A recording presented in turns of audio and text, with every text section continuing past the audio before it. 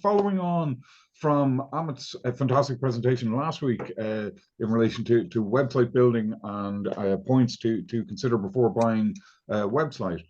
So this is our second presentation in that digital marketing sequence, and next week Chris is going to continue in that vein, chatting about SEO and advising us on SEO strategy. So moving on, if I can. Yes, the challenge we're going to discuss today. So you've built your website, but will they come? Now, enough said about it. A lot of these images, or should I say, all of these images have been AI generated. Hey, Sean? Hey, Sean? So that's why it looks like this young lady is waiting in the proctologist's office. But anyway. Now, so yes, sites are digital shop fronts to your business, and it needs visibility. So imagining opening a shop in the middle of nowhere without signs or ads. Well, the same logic applies online. You got to make a bit of noise. You got to be seen. You know, if you want to have a successful business, you're not going to open it. You're not going to open that shop on a small country road in a back arse middle of nowhere. You know, you're going to try and get somewhere that has footfall, or at least a row of people that you could try and market that business to. So key marketing strategies that I'm going to look at today. So I'm going to mention SEO basics. Like as I said earlier, Chris is going to cover that in more detail next week. PPC advertising is really where I come into play. That is my forte. I'm going to touch off social media promotion, email marketing, and content marketing as well. These are the building blocks for getting traffic to your website. So we'll focus on these 5 today. So SEO, or the long-term game. SEO takes time, but it's absolutely essential for long-term success. So for business owners, you don't need to be an SEO expert, but you do very much need to focus on the basics.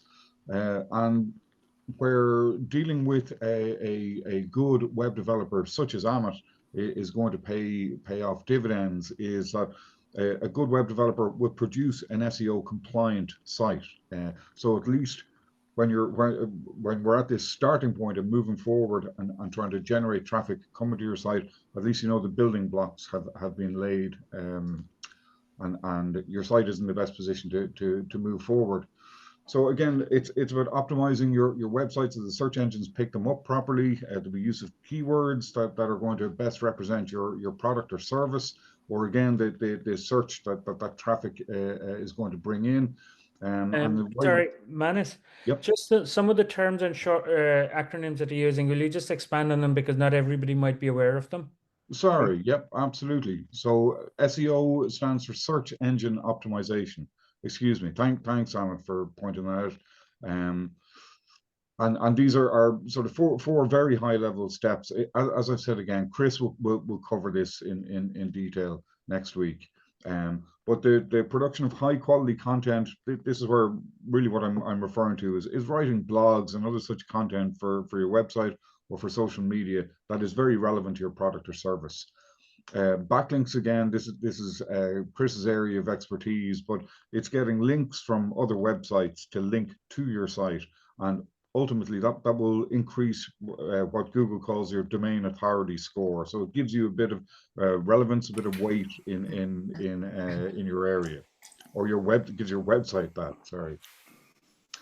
So PPC, that's pay per click. So pay-per-click is generally known as being probably one of the fastest ways to get traffic to your website, and quite simply, you're paying for it. Like that is the long and short. It's a pay-per-play, but it's a solid strategy and it pays off. You're instantly visible. The highly targeted relates to you can take you can reach your customers quite quickly by building audiences. Budget friendly if done right. So again, if you have somebody that knows their stuff, like me, that you'd agree a budget, or I would agree a budget with all my clients and deliver to that budget every month. And then testing different ad creatives again is working with a business owner, or the business owners themselves can do this if you decide to manage your own ads. Is use the packages that are there within Google Ads, or it doesn't necessarily have to be Google Ads. It could be on social media ads, but to create different ads for different services, or even create different ads for one of your products that you can test then to see which one is working the best and which one is driving the best conversions. For social media, then, social media is powerful if it's used correctly. One of my biggest tips on this would be focus on the platforms where your audience hang out online. So if you are looking for people that are maybe between the ages of 30 and 60, then Facebook is a pretty strong place to go. If you're B2B, obviously most people will know LinkedIn is a huge one. If your target market is predominantly female, Pinterest is going to be a huge channel for you. So I think a lot of people can get very overwhelmed very quickly with social media and think they have to open a channel or an account on every single social media channel that's out there. Please don't let that be your takeaway. It's the exact opposite, is what I'm saying. Pick the channel where your audience are, and only open that one or two channels and manage that well. That's really, really important. Otherwise, it becomes very overwhelming very quickly, and your message will get lost. A lot of these channels are busy, they're noisy, and if you're not posting regularly, it's just not worth your while. Email marketing is another big one. So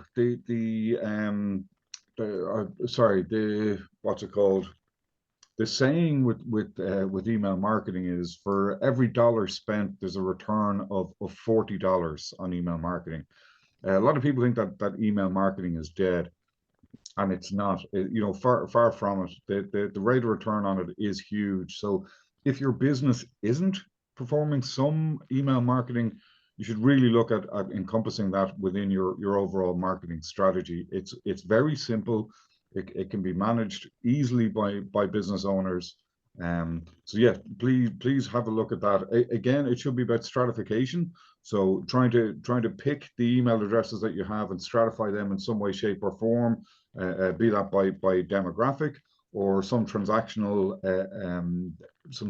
information that you may have, and ultimately try and work in automation into your email marketing to make it as easy as possible for you guys. But again, big returns to be had within email marketing. Content marketing. So this is touching off our blogs again.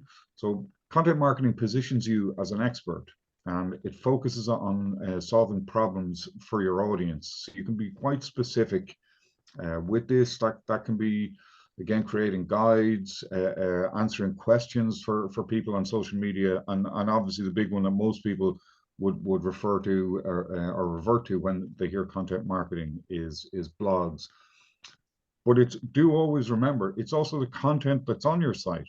Don't be afraid to update your content. If something isn't describing the product or service that you have on your site the way you want it to, or from looking at analytics, you feel that the demographic that's engaging with that content that's on your site is different to what you think your target market should be, or the target market that you want it to be, then change it. Absolutely change it. And there are tools out there. There used to be a fantastic tool called Google Optimize, which you could use to do a lot of A/B testing and compare, make a change on a web page. It would effectively duplicate it, send 50% of the traffic to the new page, 50% to the old page, and you could compare and contrast how your changes were working. That has now gone, but there are other tools out there. Hotjar is the immediate one that I'd probably recommend because they've got a free service. But yeah, please have a look into those and use those. They can be really, really effective. So for first 30 days after your website has launched, Again, if you follow this plan, your website's going to gain traction pretty fast. And the key here is consistency and iteration. So concentrating on your SEO basics for what you can do at the start. Again, your web developer should have delivered or will have delivered a site that is SEO compliant. Then you're going to have to start to work on the content that is there and the keywords that are being used within that. But again, Chris is going to touch, or not touch on that. Chris is going to cover that in detail. Week 2, you should be looking into launching a PPC campaign.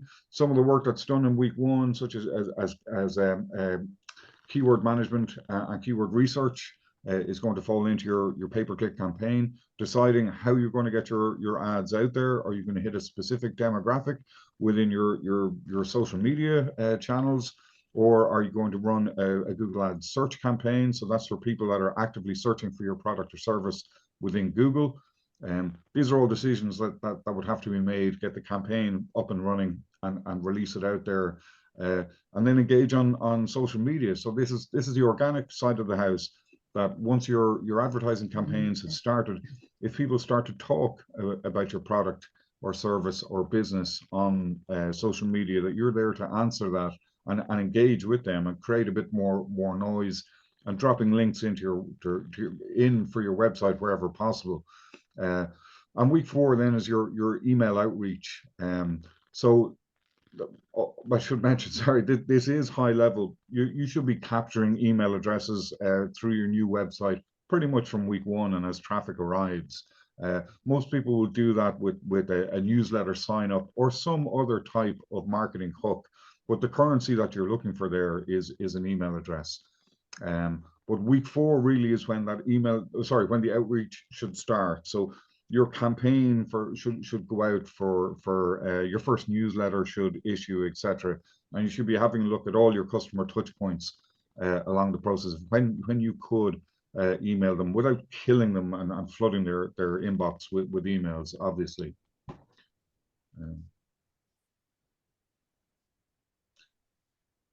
So the common mistakes to avoid.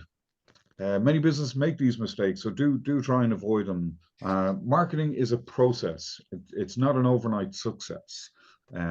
So remembering that if you are to ignore SEO, like SEO can I like to think of it as it's the lines on a pitch. Yeah, it's what we play within. It's the rules that say this is good practice. If you ignore that and are outside that, you can get penalized by Google very quickly, and your website performance, your organic performance, so people that will come to you without interacting with an ad or email marketing or social media, can drop considerably. Expecting instant results, it's not always going to be, as I said at the start, if you build it, they will come, and Amit will be very aware of this as well. Just because as he mentioned last week, just because the site is there and built doesn't mean that people are going to be aware of it. So we've mentioned the 5 strategies there that you can engage with to bring that traffic, and then not tracking analytics. I'm so surprised with the amount of businesses that I meet time and time again that don't even have an analytical package set up on their website. You've one opportunity to capture the data that's coming in, even if you're not reviewing it regularly, even if you're not reviewing it at all. At least have analytics set up so that you can have that data captured. Once you miss it, it's gone. And I always say at one-to-ones, I'm happy to help people if you have any difficulty with setting up Google Analytics. We just get that done so it's been captured and you can review that data at a later date. So tracking and analytics, data-driven decisions are crucial. To be able to have some data, as I previously mentioned there, that shows what customers have done once they've entered your website is absolutely critical.